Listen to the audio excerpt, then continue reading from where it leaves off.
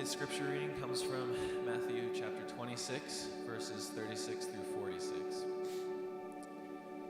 Then Jesus went with his disciples to a place called Gethsemane, and he said to them, "Sit here while I go over there and pray." He took Peter and the two sons of Zebedee along with him, and he began to be sorrowful and troubled.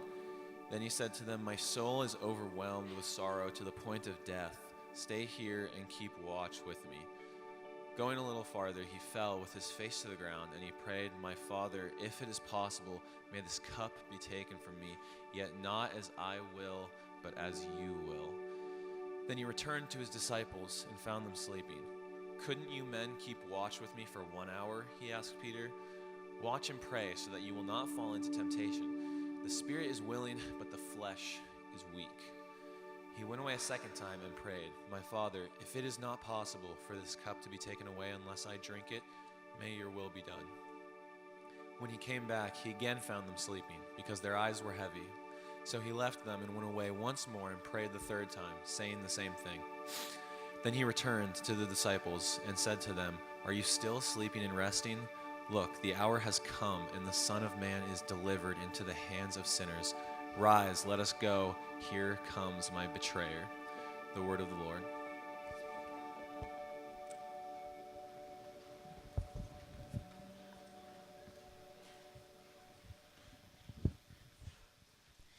Today's chapel speaker is an adjunct of the School of Theology and Christian Ministry. He was the pastor of Genesis and is now currently starting a monastery and writing a book. A lover of classic rock and plays the electric guitar. When I attended Genesis, I always appreciated how he spoke truth into world issues, which are so rarely talked about, and so rare also in the church setting. He leads people in openness and honesty, and is a model to me on how my faith should look like and what a thriving faith should look like, himself being super influential in my own life. So would you welcome Will Ryland?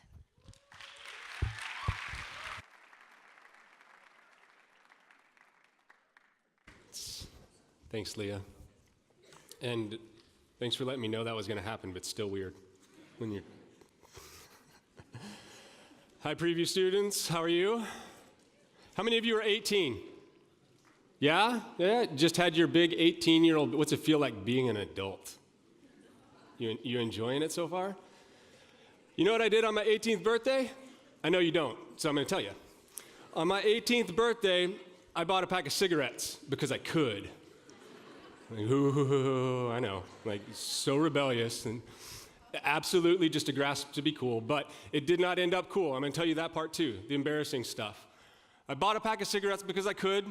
I stopped my car a couple blocks from my mom's house so mom wouldn't see. I got out of the car so mom wouldn't smell. I put the cigarette between my lips. I filled my lungs full of smoke, and I knew in an instant that mom and the doctors and all the anti-smoking campaign folks were not exaggerating in the least. I felt viscerally every single bit of the poison and the corruption that they said was wrapped in that little white paper. My eyes started watering. I had this vision of like how cool and like James Dean, right? Black and white, sitting on the car smoking, and how cool and tough I was gonna look. And then I started crying. I bent over, I coughed, I retched, I died a little bit, I think. Now, and with all of that, I didn't just have to admit that the experts and the doctors were right. I had to admit mom was right too. And that made me feel weak and small and embarrassed. So you know what I did? I know you don't, I'm gonna tell you. So I put the cigarette between my mouth and I filled my lungs again just to prove something. And with the 7th or 8th draw, something really strange started to happen. Everything started to tingle, buzzed, better word. Everything started to buzz from the scalp up here on my head down to my toes, and it felt like scales were falling off my body and this lightness was entering in. Now, I don't know if you know, this is the nicotine buzz, and what's happening is your brain doesn't have enough oxygen. It's very, very unhealthy, but it feels really, really good.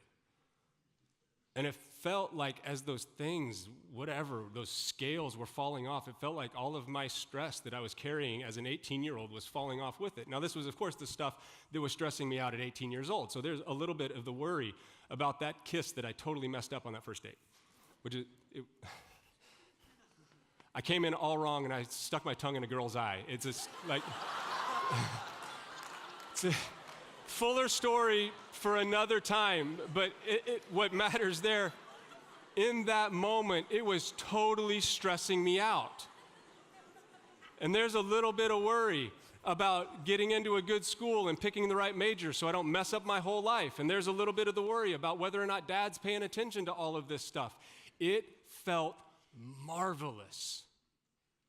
And that was absolutely terrifying. It scared me how good it felt. Because I had, in my brain, I had the images of the black lungs and the statistics about heart disease and cancer. I had that stuff in my head.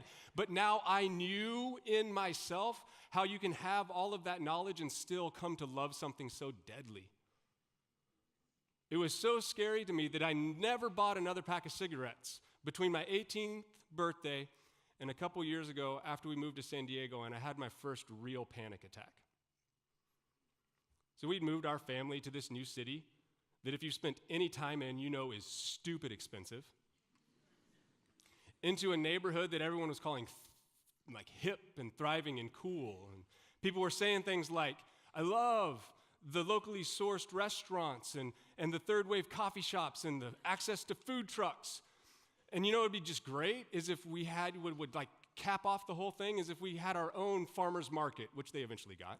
Or, you know, like what would be great is if we had one of those stores that just has everything, like Target, but not corporate, which they kind of got because they just got Target, so they deal with it. But what nobody was saying was, hey, you know what would be great that would just cap off this whole neighborhood is if someone would move in and start a church. No one was looking for that.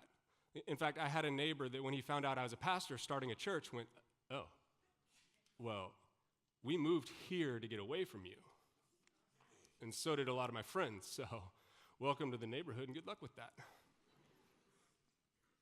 So the details and all the events, they are what they actually were. And I'm happy to share it. This just doesn't feel like the right time or place to share all the specific details for a couple reasons.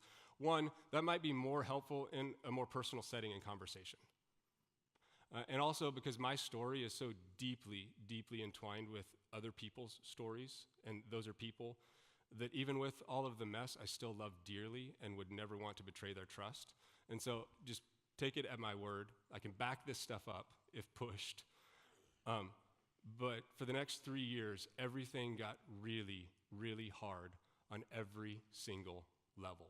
Financially, personally, vocationally, relationally, spiritually, every level. Till one night, my son woke up at 3 a.m. And I've watched enough horror movies to know that that's called the hour of the wolf for some really creepy reasons. And he was just saying, Dad, I'm scared. Dad, I'm scared. And I don't know if it was the wind or the shadows or the dreams, but he was terrified. And I just held him and I said, Corbin, it's okay, buddy. It's okay. Everything's going to be okay.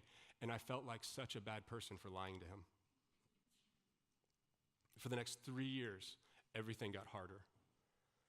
And so now, before this, of course, I had those nights where I woke up at 3 a.m. and struggled to go back to sleep. Of course, I had felt that knot in the pit of your stomach that you just have to overcome to ask the girl if she wants to go on a date, and because it might go wrong. You might stick your tongue in her eye. You just overcome to get it done. I have known butterflies. I've known that kind of worry. But until that point, I had never felt that jolt that it comes to me right here.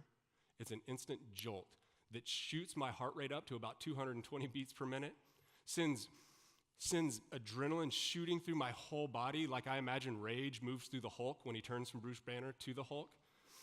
That thing that makes every inch of my skin tingle, that makes you convinced that the only way through the next few moments of your life are to run faster than you've ever run, hide under a big rock, kill something, or die yourself. That's it. No other options. Fight, flight, freeze. It was the first of many times that I felt that jolt that came and that it's going to last as long as it's going to last. It doesn't matter how many times you tell yourself there's no good reason to be afraid. It doesn't matter how many times you tell yourself. Like the worst thing you tell yourself is just calm down. That's the second worst. The first worst is somebody else telling you, just calm down. It doesn't work. It's going to last as long as it's going to last. And then once it finally does start to back off, you could sleep for days. And when this happens, when these fight, flight, freeze instincts kick in because of my personality, because of experiences, the way I understood myself, developed, making my way through the world, I almost always fight. But the worst of the stuff was so personal, and I was a pastor. I couldn't go in on Sunday morning and just start fist fights. I couldn't just start yelling at people and firing people and kicking them out to fix all the problems. So what I did was start making these to-do lists that in hindsight were absolutely insane. I made to-do lists of everything that went out, no joke, on a 10-year timeline because I was committed. And in the next 10 years, this is everything I have to do to fix everything. 5 to 10 pages, single-spaced, bullet point. And sometimes one actual bullet point was rebuild so-and-so's self-esteem and work ethic. And then below that, bullet points about how to make the environment perfect for him so that he could rebuild his self-esteem and work ethic. They were lists that if anybody else had seen them, they could have said, Will, those are insane. Put those in the trash can and move on with your life. But I didn't let anybody see them. I was having regular anxiety attacks, but I didn't tell anyone because I didn't want my wife to be anywhere near as scared as I was. This whole thing was my crazy idea. I pitched the dream that got us to move our family to this strange town to do this really, really difficult work. I didn't want her thinking, oh, it's that out of control and you feel like you can't handle it? So I just decided to fight it alone. And prayer was part of what got me into this whole mess. I had learned to be silent, to listen, and to trust God, and felt like God had led us into the middle of all this and promised to be there with us. And one day I was sitting over here in Shelter Island as things were starting to get really bad, and I was sitting, and I don't know how long I was there, but I was in a really, really good place. And suddenly I heard, this is going to be the hardest season of your life, and boom, the panic hit. And there was kind of an unspoken sense of, but don't ever believe that I'm not with you through it. But from that moment on, for the next 3 years, even though prayer is what led me into this situation, the way prayer felt, pay attention to my words, I'm being very careful with that on purpose. The way prayer felt changed. I told my wife it feels like it's turned to ash in my mouth. And the last thing I got that I felt like I heard was, don't ever believe that I'm not with you. But everything I felt told me I was abandoned and alone in the middle of all of it. So on one level, I knew I was praying more deeply, more honestly, more vulnerably than I ever was before, because it got to the place where all I could say was, help, help. And then it got to a point where I couldn't even form words. I would just wake up in the middle of the night with a panic attack, bury my face in a pillow, and shake. And I would put one hand up here above my head, and I would grasp on with the other hand. And it was, I don't know what it means, but that was my prayer. And I would sit like that, shaking, groaning with my face in the pillow so I didn't wake my wife up, holding on to the hand like that. And so I knew I was praying more simply, more honestly, more deeply and vulnerably than I'd ever prayed before. And I knew that the big spiritual saints and masters said that that's a good thing, but it felt terrible. And I knew it wasn't making things feel any better. That's why I bought another pack of cigarettes. And I sat there and I held one of those little poison sticks. And I remembered the buzzing and the feeling of stuff falling off like scales. And I thought, if you can make that happen now with these problems, then we might be able to develop some kind of workable relationship. But I also remembered in that moment holding one of my kids. And I compared that to holding my first child. My first child, things were good. It was one of the most beautiful experiences I've ever had in my life. One of the moments where I knew God was real and grace was true. And I was blessed. But we had a child in the middle of all of this, and I remember sitting there holding this one going, why can't I feel the way I know this should feel? I know that this is beautiful, but I can't connect to it. I know that this is good, but I can't connect to it. It felt like I was watching from 1,000 miles away somebody else's life through a stranger's body. And that scared me even more. Because I knew that what I really wanted wasn't just to reconnect, or I didn't just want something that would make it feel better for a little while, but in the end only make it worse. What I wanted was to reconnect with God and the people that I loved most. And so I got help. I finally called a therapist, and we got to work. And one of the first things we did was work on my self-understanding, because I liked to, before, think of myself as strong and independent, the kind of person that could handle whatever and pick myself up off the concrete, no matter how many times life sucker punched me. But I just couldn't think of myself that way anymore. And a lot of us create this kind of crazy expectation that in this world we'll never be sad or overwhelmed and paralyzed or scared or angry, that we'll always be strong and independent and productive. But I learned that it's a sign of an even deeper health, that when things aren't right, you don't feel right. Like, the worst thing in the world is to be sick and not know it. The fever, the aches are a good thing because it lets you know something is off. If you are in the middle of crazy, unhealthy circumstances, it's a mark of health that you don't feel adjusted.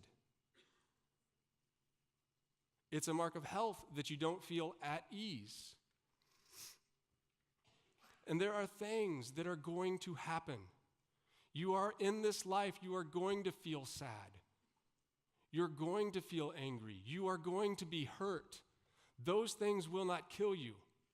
What will take you out is the expectation that you will never feel them, or that if you do feel them, that there's not a way through.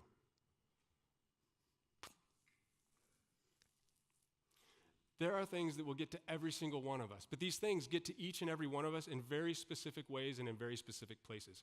We could all share the same event, and it would lodge in your heart in a very specific way, but it would lodge in a different part of your heart. And you might not even feel any emotions, but it'll lodge itself in your brain in a totally different way. And you might totally shut down and power through until your body starts to feel ill and fall apart. It gets to all of us in very specific ways. And what therapy really helped me do was know, why does this stuff get to me in the specific way that it does, as deeply as it does? My therapist would say things like, well, no, like, of course, that would get to anybody. That's irresponsibility that had serious effects on all kinds of people. But you keep using the word abandonment. Why that word? Why do you experience it as that? Now, I'm not like, this isn't 100% accurate or scientific. If there's a PhD in psychology here, forgive my brutalism with your field. But I think this is okay.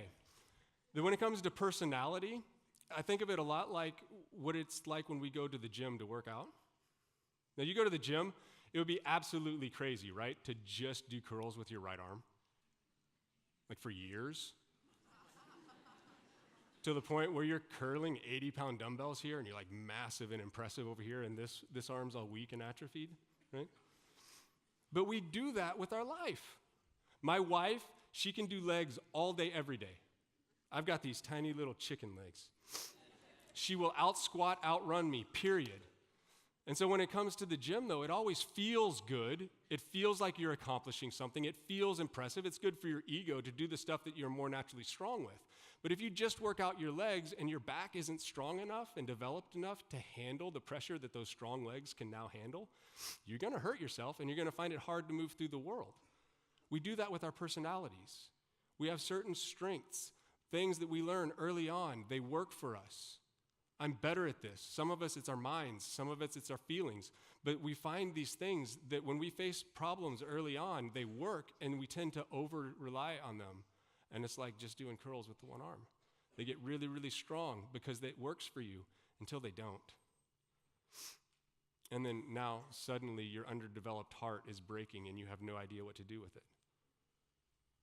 Or your body's still powering through, but your mind is struggling to make any sort of sense or find any sort of meaning in what it is that you're doing and why. So it helped me see that, yeah, there are things that we all have to deal with, but these are why, this is what you need to develop to actually make it through. And then here are other things that, man, this isn't because of the actual events themselves, it's because of how you're experiencing them. I learned that, contrary to my expectations, nobody expects me to fix the world for them. I know you're like, yeah, no, duh. But no, to me, that was like, holy cow, seriously? I have 35 minutes. No, I don't. I have 25 minutes. Don't worry, I know. I have 25 minutes. They don't expect me to fix their lives? Holy cow, that's, all right, maybe we can do something with that. I learned about why things will feel like abandonment to me when they're not.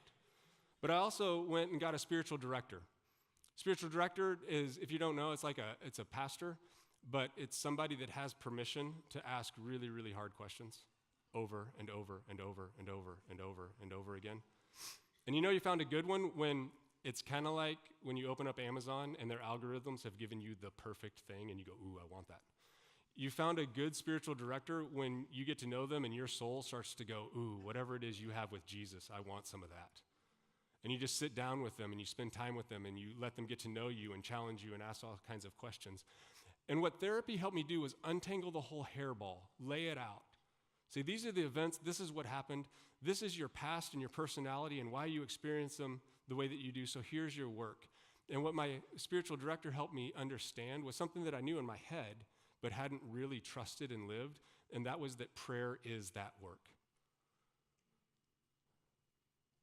And prayer understood not just as talking to some God in some far-off place, but as in knowing and communing with God right here, right now, in whatever the messed up circumstances of my life happen to be.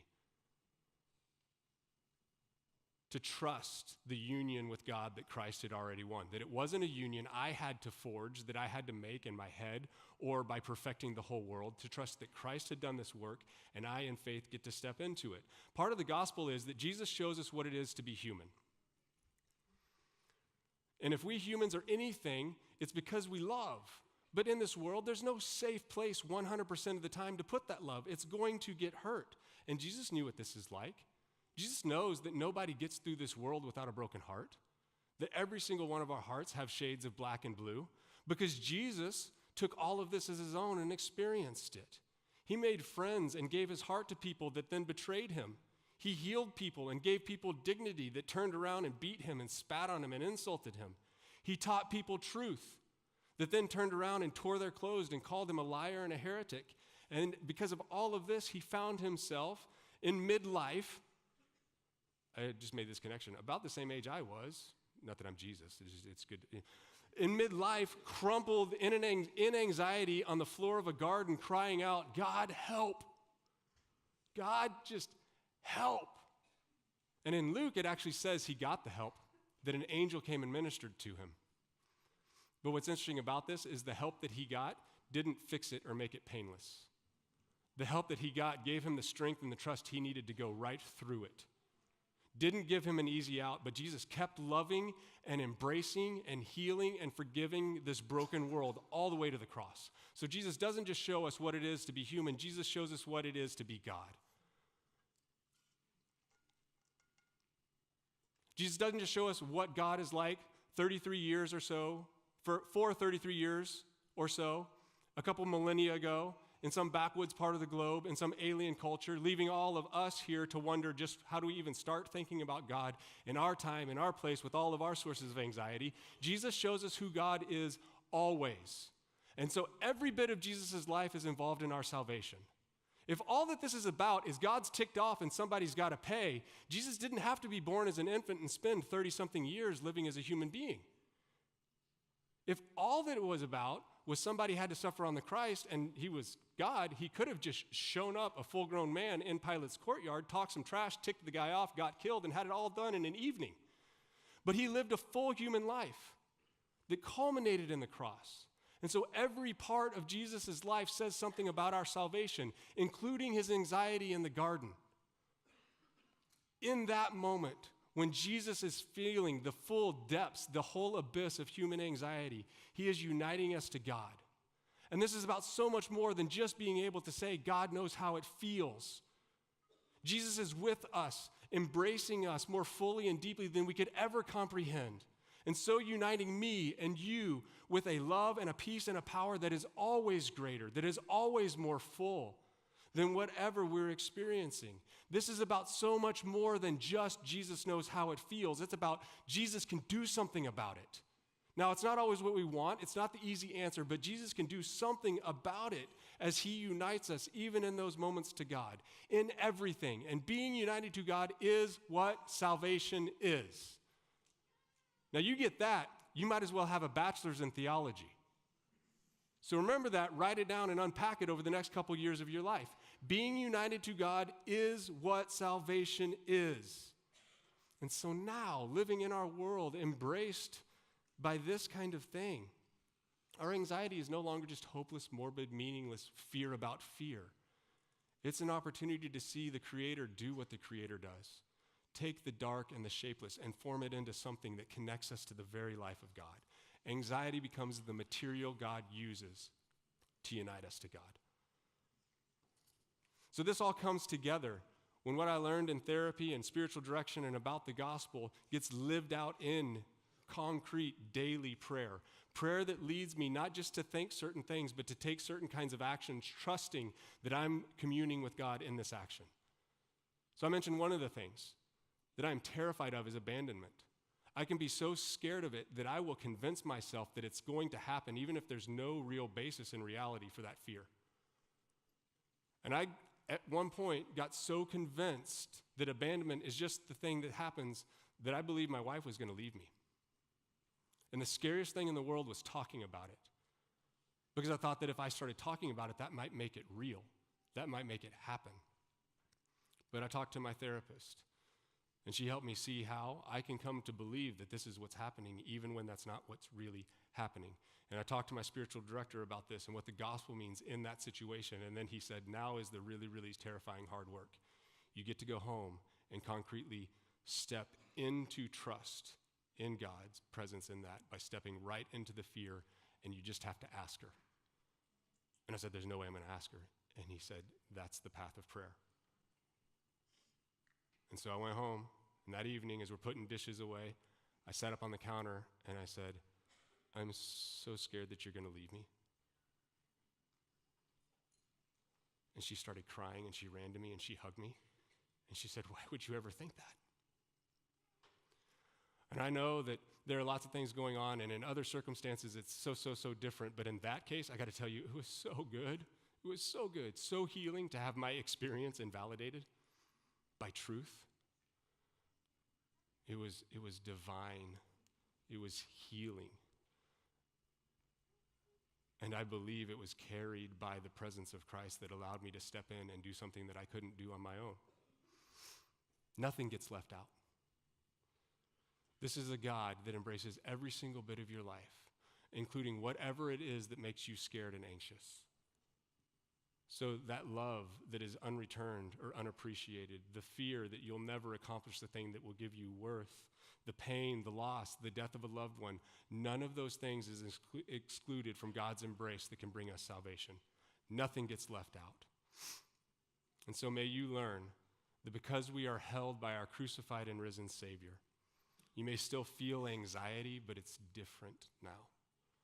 As much as anxiety can feel like an abyss, may you come to trust and believe and be aware of an even greater abyss of love and peace and goodness, embracing and carrying and transforming all of it.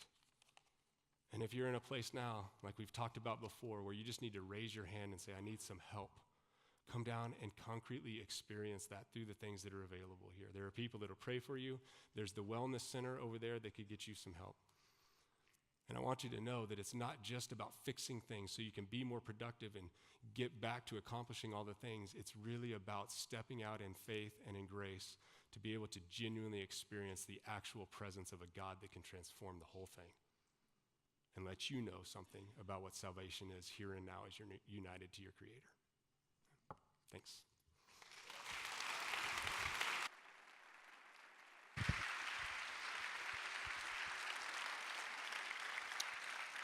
Thank you, Will, for sharing your story with us and reminding us of that great truth. Before we leave, let's just end with the word of prayer. God, we thank you so much for who you are, that you are a God who truly draws near to us, a God who enters into our lives, into the messiness, into the brokenness, a God who invites us to open up ourselves up to you and to each other. We pray, Lord, that as we continue throughout our week, as we continue throughout our days, may we be people